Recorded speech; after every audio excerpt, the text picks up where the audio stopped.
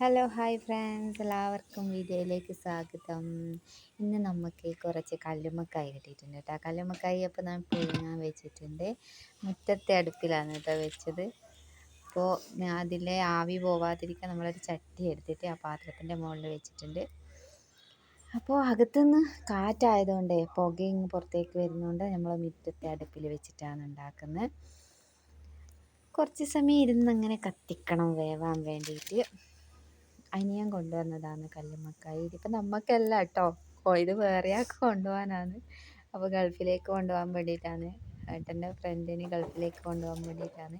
അപ്പോൾ കല്ലുമ്മക്കായി പുഴുങ്ങി, പകുതി കല്ലുമ്മക്കായി പുഴുങ്ങിയിട്ട് ഏട്ടൻ ഇത് അവിടുന്ന് അത് ഇറച്ചി മാറ്റിയെടുക്കുന്നുണ്ട്. നല്ല ഇറച്ചിയുണ്ട് കേട്ടോ. ഇപ്പോൾ ഓരോന്ന് ഇടയ്ക്കിടയ്ക്ക് വായിലേക്കെല്ലാം പോകുന്നുണ്ട്. നല്ല ടേസ്റ്റാണ് ഇതിങ്ങനെ കഴിക്കാൻ. അപ്പോൾ ഏട്ടനിങ്ങനെ, ഞാൻ ഒറ്റക്കായതുകൊണ്ട് ഏട്ടനെ സഹായിച്ച് കല്ലുമ്മക്കായി എല്ലാം തോടിൽ നിന്ന് പുറത്തെടുക്കാൻ വേണ്ടിയിട്ട് സഹായിക്കുന്നുണ്ട്. അങ്ങനെ എല്ലാവർക്കും ഇഷ്ടമായിരിക്കുമെന്ന് തോന്നുന്നു. ചില ആൾക്കാർ ഇത് കാണുമ്പം പറയും, അയ്യേ ഇതിങ്ങനെയാണോ കഴിക്കുന്നത്, അതിൻ്റെ അഴുക്ക് കഴിഞ്ഞില്ലേ എന്നെല്ലാം ചോദിക്കും. പക്ഷെ ഇങ്ങനെയാണ് കേട്ടോ കഴിക്കുക. അപ്പോൾ ബാക്കിയുള്ള കല്ലുമ്മക്കായി കൂടി നമ്മൾ പുഴുങ്ങാൻ വെച്ചിട്ടുണ്ട്. ആ സമയത്ത് ഏട്ടനതെല്ലാം തോല് കളഞ്ഞ് വെക്കുന്നുണ്ട്.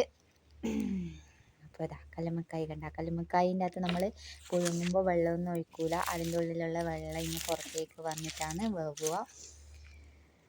അങ്ങനെ കല്ലുമ്മക്കായി ഇഷ്ടമില്ലാത്ത ആരും ഉണ്ടാവില്ല. രണ്ടാമത്തെ കല്ലുമ്മക്കായി കൂടി ഞാൻ പിന്നീട് അതിലേക്ക് കൊട്ടയിലേക്ക് ചെരിഞ്ഞിട്ടുണ്ട്. എന്നാൽ മാത്രമേ ആ വെള്ളം അങ്ങ് ഒഴുകിയിട്ട് അങ്ങ് പോകും. കുറച്ച് തണിഞ്ഞതിന് ശേഷം നമുക്കതൊക്കെ വൃത്തിയാക്കി എടുക്കാം. അപ്പോൾ ഇത്രയേ ഉള്ളൂ ഇന്നത്തെ വിശേഷം.